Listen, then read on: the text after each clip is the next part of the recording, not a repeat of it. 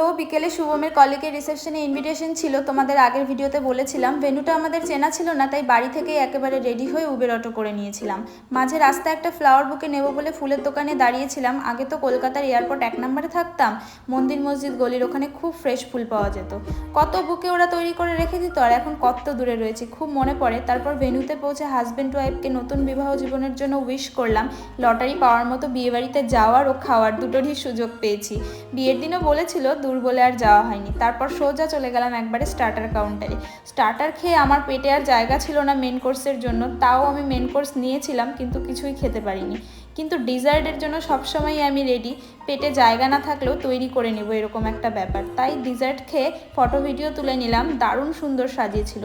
সবার বিয়ে দেখে আমারও একটাই আক্ষেপ, যদি লকডাউনে বিয়ে না হতো তাহলে আমাদের বিয়েটাও ভালোভাবেই হতো। তারপর বাড়ি এসে ফ্রেশ হয়ে জল খেয়ে ঘুমিয়ে পড়েছিলাম।